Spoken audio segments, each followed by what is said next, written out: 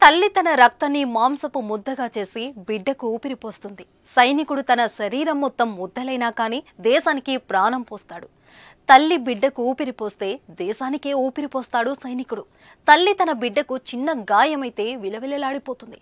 అలాంటి తల్లి ఆ ఉద్యోగానికి పంపిస్తే ప్రాణాలు పోతాయని తెలుసు. అయినా కానీ దేశ సరిహద్దులకు పంపిస్తుంది. పుట్టిన ఊరును, కన్న తల్లిదండ్రులు, భార్య పిల్లలను వదిలి దేశం కోసం పనిచేస్తారు సైనికులు. తన ప్రాణం కంటే దేశ రక్షణే ప్రధాన లక్ష్యంగా ఎముకలు కురికే చలిలో సైతం తన ప్రాణాలను అడ్డుగా పెట్టి దేశ సరిహద్దులో కాపలా కాస్తారు. బుల్లెట్ల ముందు తన ప్రాణాన్ని ఆనందంగా ఒంట్లో ఎలాంటి బెరుకు లేకుండా ఫనంగా పెట్టే ఒకే ఒక్క వ్యక్తి సైనికుడు. గజం కేవలం 23,000 రూపాయలతో 165 గజాల భూమి కేవలం 38 లక్షలు మాత్రమే.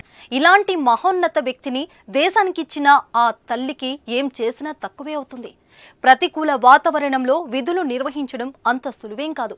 ఏకాగ్రత చాలా అవసరం. -డిగ్రీల ఉష్ణోగ్రత, తాగే నీళ్లు సైతం గడ్డకట్టుకుపోయేంత చలి. శత్రువులు ఎప్పుడు ఎటువైపు నుంచి వస్తారో తెలియదు. అనుక్షణం కనురెప్ప వాల్చకుండా దేశ సరిహద్దులో కాపలా కాస్తారు సైనికులు. సరిహద్దులో దేశ రక్షణ కోసం ప్రాణాలను సైతం లెక్క చేయకుండా మన కోసం పోరాడుతున్న సైనికుల పరిస్థితి ఇది. ఇలా కొన్ని నెలలు, సంవత్సరాల పాటు విధులు నిర్వహిస్తూ దేశానికి సేవ చేస్తారు.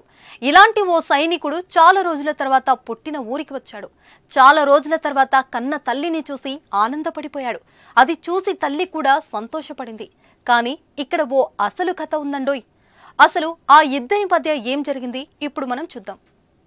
చాలా రోజుల తర్వాత ఓ సైనికుడు ఇంటికి వస్తున్నాడని ఆర్మీ నుంచి కబురందింది. దీంతో ఆ ఇంట్లో ఆనందానికి అవధులు లేకుండా పోయాయి.